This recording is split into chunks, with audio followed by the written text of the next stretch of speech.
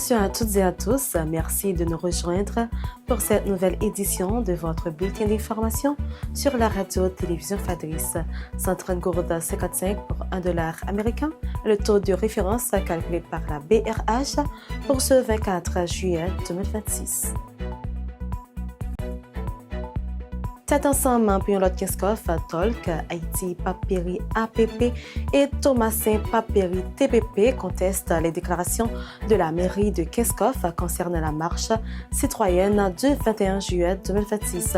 Dans une note conjointe, elle affirme que cette mobilisation qu'elle présente comme largement soutenue par les habitants de la commune visait à exiger un renforcement de la coopération entre les autorités municipales et la Police nationale d'Haïti, PNH, dans la lutte contre les groupes armés, ainsi qu'un changement à la tête de l'administration communale.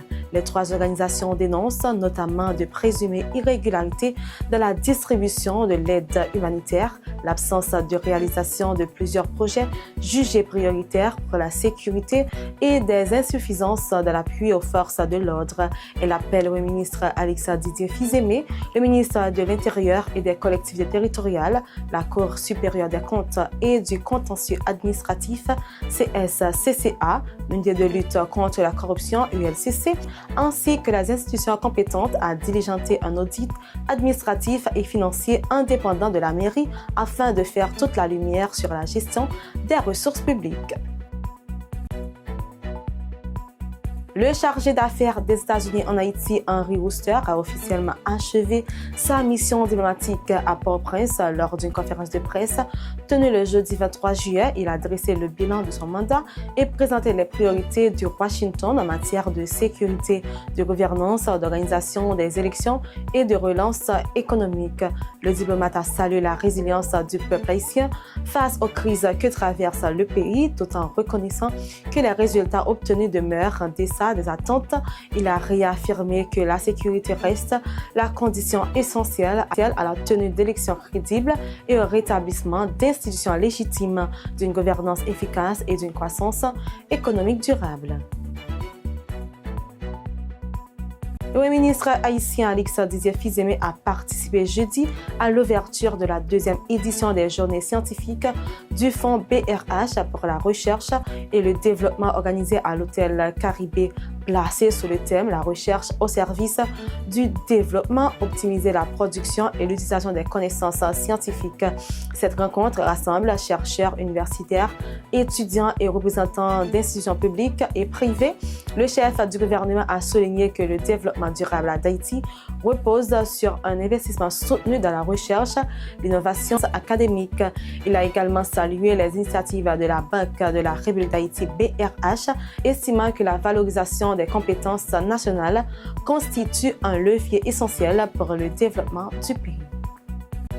Le ministère des Affaires étrangères et des cultes, MAEC, annonce le lancement d'un projet de plateforme numérique visant à interconnecter les bases de données de plusieurs institutions publiques en collaboration avec l'Office national d'identification ONI et l'Institut haïtien de statistique et d'informatique HSI. Sur la chancellerie, cette plateforme sécurisée facilitera l'accès des ressortissants haïtiens, notamment ceux de la diaspora, aux services consulaires et aux plusieurs documents officiels, dont la carte d'identification nationale unique, SINU, le numéro d'identification nationale unique NINU et le certificat de police.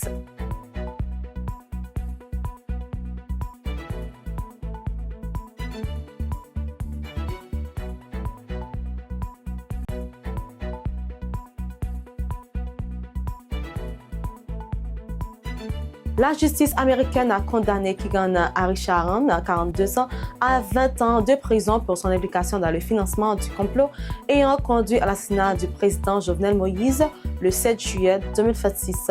Le tribunal fédéral de Floride a retenu qu'il avait utilisé des fonds obtenus frauduleusement dans le cadre du programme de protection des salaires PPP instauré par la loi américaine CARD pendant la pandémie de COVID-19. Selon le département américain de la justice, DOJ, Keegan et ses complices ont détourné plus de $840 000 issus de ce programme fédéral.